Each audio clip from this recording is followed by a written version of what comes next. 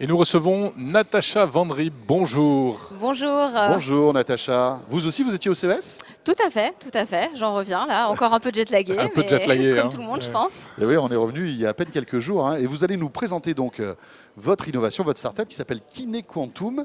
C'est de la réalité virtuelle au service des kinés, c'est ça? Tout à fait. Donc en fait, c'est une solution de bilan et de rééducation en réalité virtuelle, donc qui couvre tout un tas de champs d'application, allant des cervicales, en passant par l'équilibre, la neurologie, et puis aussi tout ce qui va être autour de la relaxation et du membre supérieur pour les kinésithérapeutes. Mais alors attendez, qui porte le casque? Le kiné ou le patient? Alors c'est le patient, ça se passe chez le d'accord. kinésithérapeute, mais ça permet donc de rééduquer le patient. Ça permet derrière donc une réduction de la douleur. On a des études américaines réalisées par l'Université de Washington auprès des grands brûlés qui montrent que l'utilisation de la réalité virtuelle permet de réduire la sensation de douleur chez les personnes qui l'utilisent de 50%.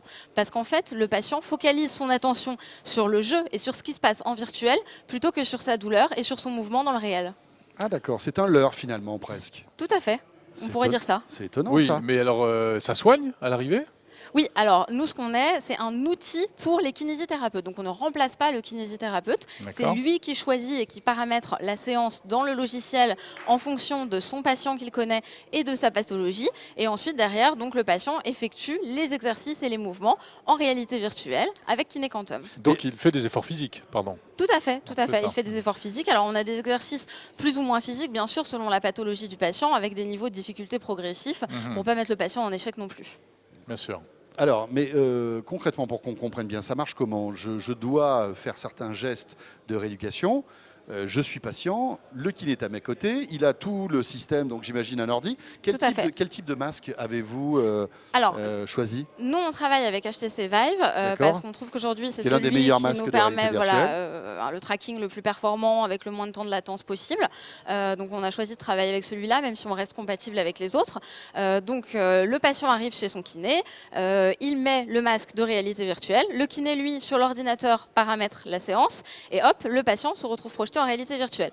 Par exemple, si il devait faire une répétition de mouvements de ce type, c'était assez fastidieux et ennuyeux dans le réel. Oui. Là, il incarne là, un oiseau. plus distrayant. Ses bras sont des ailes, il doit voler, il a un objectif, passer à travers des arceaux avec une difficulté progressive, etc. C'est une gamification des exercices de kiné, en fait. Tout à fait, tout à fait. Et ça marche pour n'importe quel exercice? Alors aujourd'hui, on couvre à peu près, on estime, entre 50 et 60% de la patientèle d'un kiné. Donc on a toute une partie sur la rééducation des cervicales, une partie sur la rééducation des lombaires, une partie sur le membre supérieur. Je crois que je vais aller faire quelques minutes avec votre masque là, hein, parce que j'en aurais bien besoin moi personnellement. Avec plaisir. Une partie aussi bien sûr sur l'équilibre, parce qu'en réalité virtuelle, on peut complètement fausser la réalité et donc donner par exemple une impression de mouvement dans une pièce qui n'est pas réelle pour travailler l'équilibre du patient. Mais est-ce que finalement on ne peut pas faire ça chez soi? Alors, on pourrait théoriquement le faire chez soi. Maintenant, le coût d'un masque de réalité virtuelle aujourd'hui et d'un ordinateur qui permettent de faire tourner la réalité virtuelle est quand même assez conséquent. C'est pour ça qu'aujourd'hui, on s'oriente plutôt vers les professionnels. Maintenant, à long terme, si ces coûts baissent, on pourrait très bien imaginer que le thérapeute prescrive justement à son patient des séances à faire chez lui et derrière qu'il puisse voir si le patient a bien effectué ses exercices. Allez, vous me ferez une demi-heure de bateau tous les jours, pendant 8 jours. Ou alors vous allez me faire les 30 minutes d'oiseau là. Voilà. Mais en revanche, la réalité virtuelle, on le voit chez certains, ça donne de la nausée, par exemple. On a mal à la tête, on se sent pas bien. Parce que là, ça kinétose. C'est la fameuse kinétose. Est-ce que là, ça va pas justement à l'encontre de ce que vous faites? Alors déjà, cette sensation de nausée, c'était plutôt au début de la technologie de la réalité virtuelle qu'on pouvait l'avoir. Et c'est surtout dans des exercices avec des mouvements très importants. Et ce qui donne cette sensation justement de nausée ou de mal de mer, c'est la latence en fait. La différence entre le moment où la personne effectue réellement le mouvement et où elle le perçoit dans le masque de réalité virtuelle. Voilà, nous on est sur des exercices de kiné, donc on ne va pas faire un grand 8, on ne va pas faire ce genre de choses en réalité virtuelle. Donc on ne risque pas d'avoir ce type de malaise. Combien coûte cet équipement si un kiné souhaite l'acquérir? Tout à fait. Donc aujourd'hui, on équipe à la fois des kinés en libéral, des centres de rééducation et des hôpitaux. Ça coûte 270 € par mois pendant 4 ans. Ah, c'est sur abonnement? C'est un leasing en fait, généralement sur 4 ans. D'accord. Il y a beaucoup de kinés ont fait appel à votre solution? Alors aujourd'hui, on a plus d'une vingtaine de kinés en libéral qui sont équipés. On a aussi quelques centres de rééducation et 2 hôpitaux. On travaille notamment avec l'hôpital Cochin à Paris sur une étude pour prouver l'efficacité de notre solution qui est actuellement en cours. Voilà, parce que j'allais vous poser la question. Quel feedback avez-vous à ce jour? Voilà, alors on a les études réalisées aux États-Unis, mais sur la réalité virtuelle de manière générale, qui sont très prometteuses bien sûr, mais on voudrait bien sûr réaliser nos propres études sur notre matériel et ce qu'on propose nous aujourd'hui. Alors, vous revenez donc du CES de Las Vegas. Oui.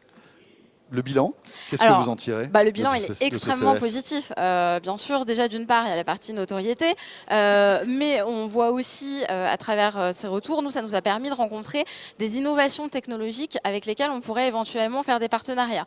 Par exemple, on a vu un système très intéressant de eye tracking développé par une société qui permet de faire du suivi oculaire en réalité virtuelle. Donc ça nous permettrait, nous, derrière, de développer aussi de nouveaux exercices en travaillant avec eux. On a vu aussi une plateforme qui permet de se déplacer en utilisant ses pieds en réalité virtuelle. Là aussi, on pourrait imaginer de nouveaux exercices en partenariat avec eux.